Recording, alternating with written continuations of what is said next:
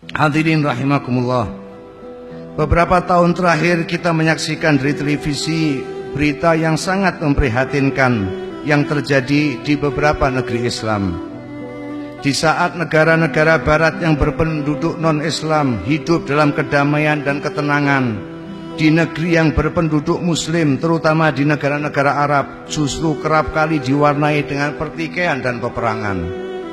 Irak, Libya, Mesir, Yaman, Syria, dan beberapa negara di benua Afrika nyaris tidak pernah berhenti dalam sengketa dan perang. Puluhan ribu nyawa melayang, jutaan Muslim hidup dalam keadaan ketakutan, kelaparan, terusir dari negeri mereka sendiri. Kita lihat juga di tayangan televisi bagaimana para pengungsi dari Suriah keluar meninggalkan negeri mereka. Yang sangat aneh, mayoritas mengungsi ke negara-negara yang bukan berpenduduk Muslim. Mengapa mereka tidak mengungsi ke negara-negara Arab?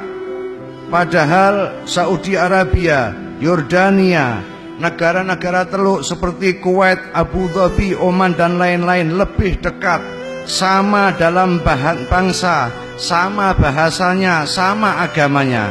Tetapi mengapa mereka para pengungsi memilih negeri yang jauh, yang berbeda dalam bangsa, berbeda bahasa, berbeda agamanya? Adakah negara Arab sesama Muslim yang prihatin dan mau menerima saudara-saudaranya pengungsi ini? Mengapa justru orang kafir yang bersedia menerima pengungsi Syria? Inilah potret dunia Islam secara umum, di mana para penguasanya bertindak dan mengambil kebijakan hanya untuk keselamatan kekuasaannya. Sedang para ulama bukan menyuarakan kebenaran dan mengingatkan, tetapi yang banyak hanya penjilat kepada penguasa. Ayat-ayat Al-Quran dan hadis yang memerintahkan untuk bersatu, bersaudara, saling peduli dengan kondisi Muslim yang lain, bagai hilang dari otak dan hati mereka. Yang selalu disampaikan hanya mengutip ayat dan hadis untuk membenarkan tindakan mereka, bahkan menghalalkan darah orang lain. Yang seperti ini pernah diingatkan oleh Nabi kita Muhammad SAW.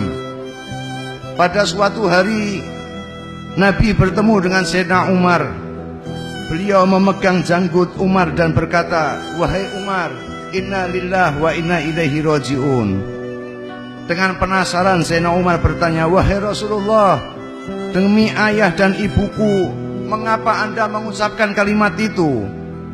Nabi kita Muhammad SAW menjelaskan, "Baru saja Jibril mendatangiku dan berkata, 'Wahai Muhammad, inna lillah wa inna ilaihi raji'un. Sesungguhnya umat sesudahmu akan difitnah dengan hal yang sedikit, bukan dengan hal yang banyak.'" Nabi bertanya, "Wahai Jibril, fitnah kesesatan atau fitnah kekafiran?" "Keduanya akan terjadi," kata Jibril.